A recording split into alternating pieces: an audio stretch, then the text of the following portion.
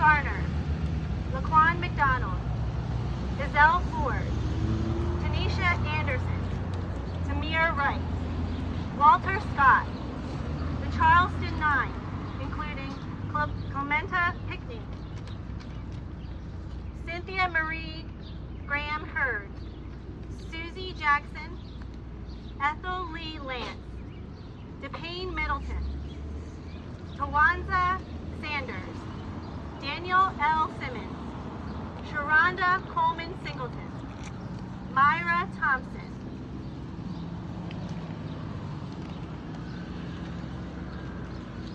Sandra Bland, Betty Jones, Philando Castile, Eric Reason, Ahmad Arbery, Breonna Taylor, George Floyd.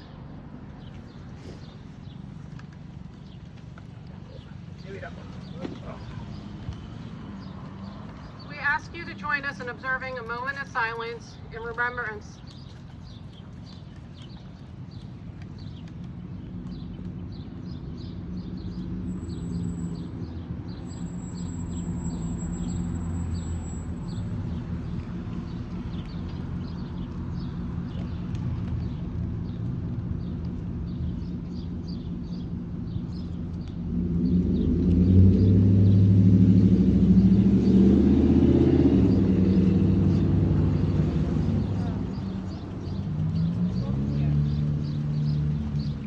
At this point, Chief McKenna from the Deptford Police Department would like to say a few words. I'm good. Okay. I'm loud enough. Thank you for all coming out here. I just want to thank Angela and Robin for organizing this peaceful protest in expression of their First Amendment rights that is under the Constitution of the United States. On behalf of all the police officers in West Deptford Township, we're very saddened by the tragic events with George Floyd. I can tell you across the board that I haven't talked to one police officer that didn't think that this was an atrocity. We have to be better. This could have been avoided and should have been avoided.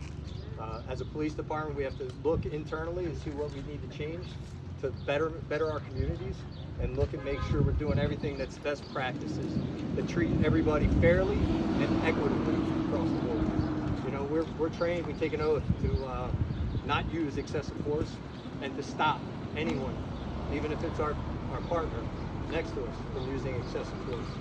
That is part of the code of the state of New Jersey. That didn't happen. That didn't happen in this case. We took an oath to protect the people that can't protect themselves and serve them with honor, integrity, and professionalism. That was an oath. I asked all my officers to look at that oath that we swore on under the Constitution of the United States and the Constitution of the state of New Jersey.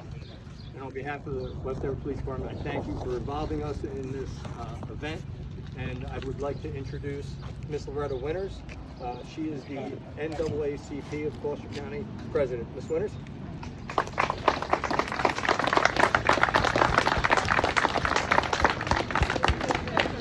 I don't know, can you hear me? Yeah, okay.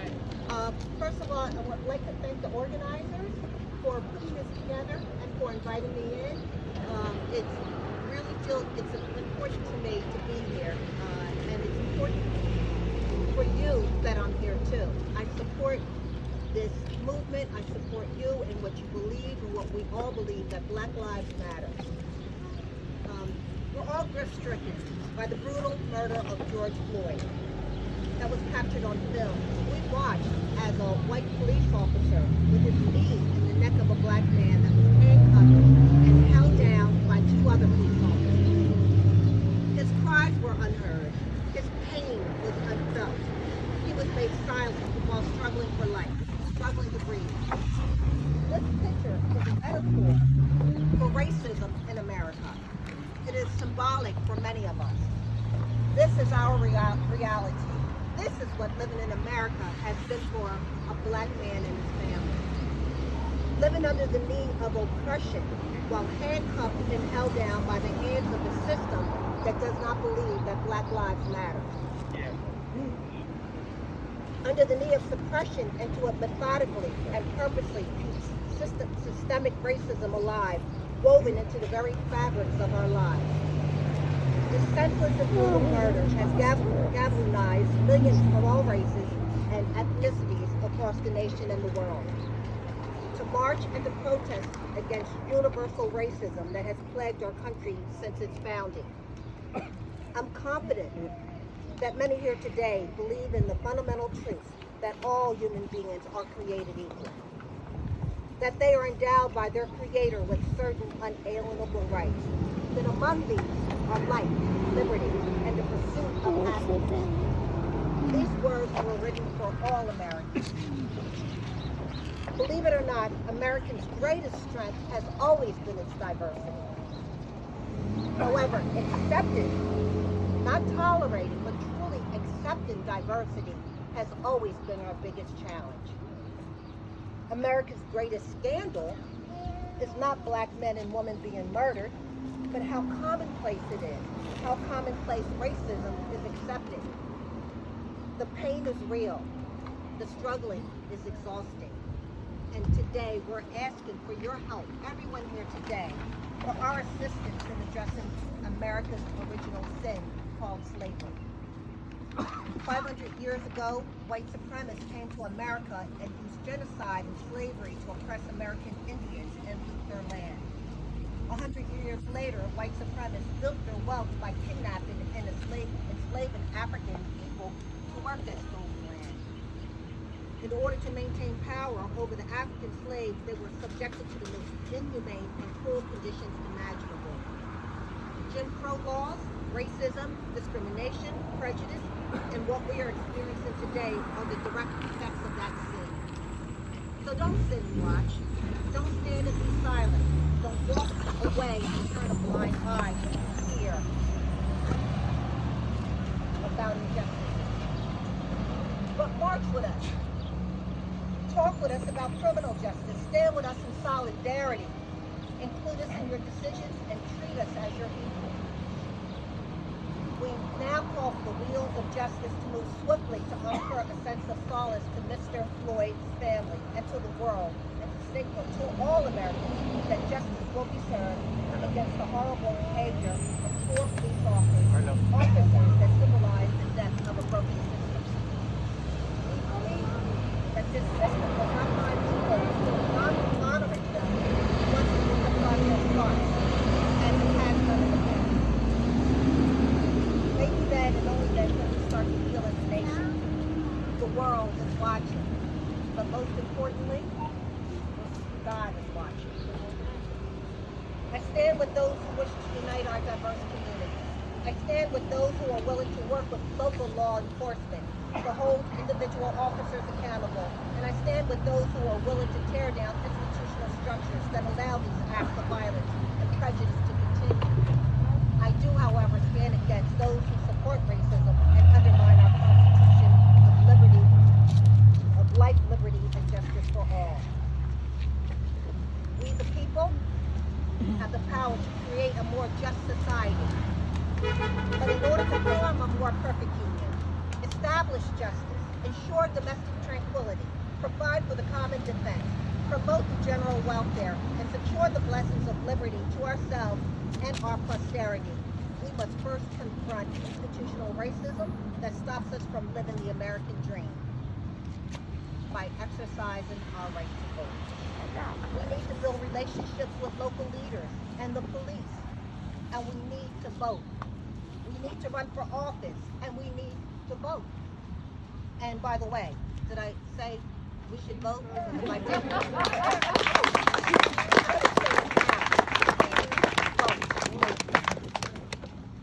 We, the people, have the power to choose the direction that America will go.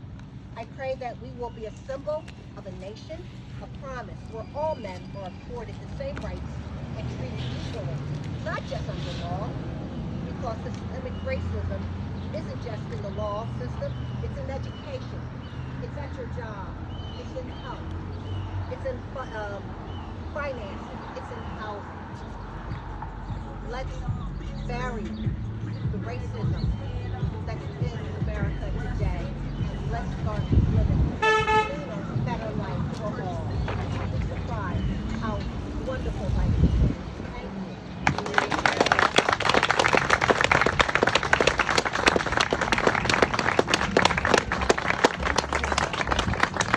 Thank you.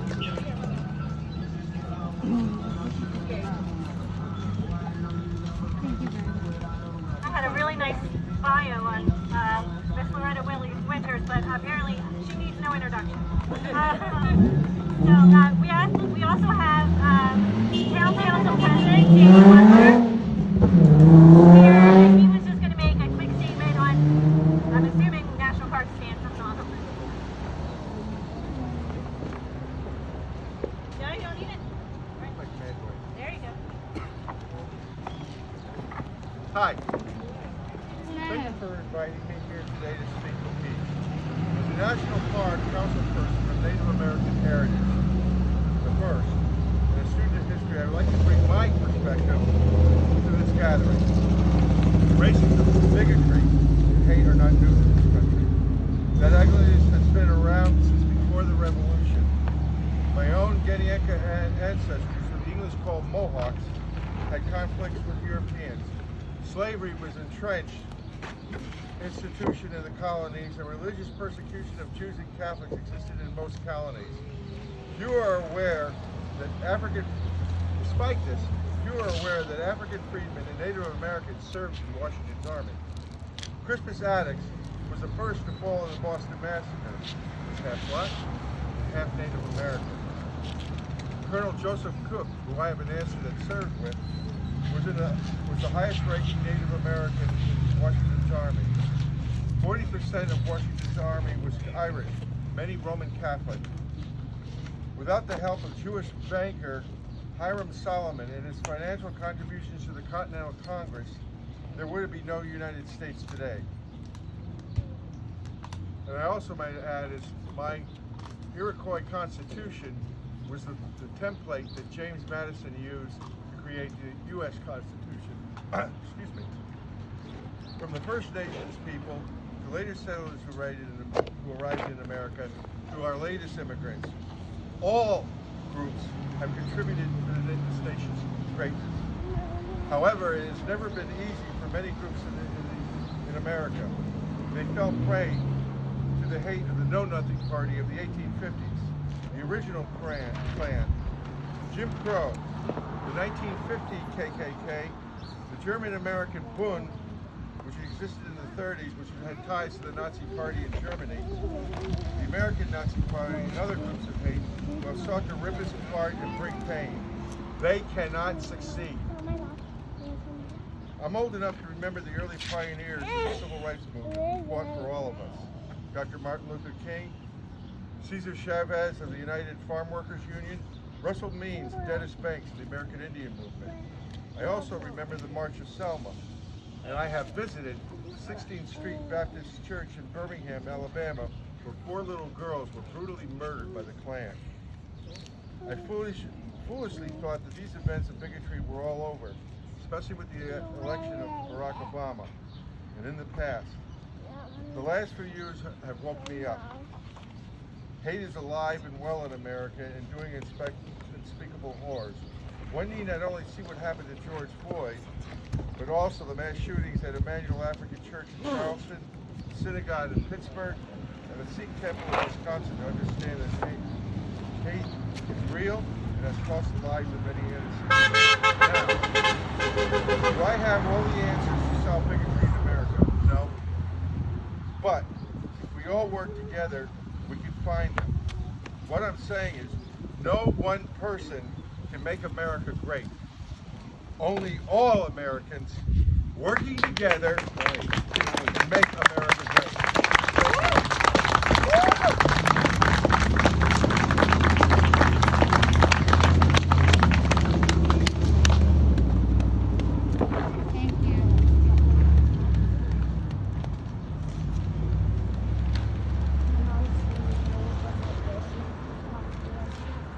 Thank you, everyone. I just want to again thank you all for coming out and showing your support of Black Lives Matter. We invite you to continue the demonstration, holding your signs, chanting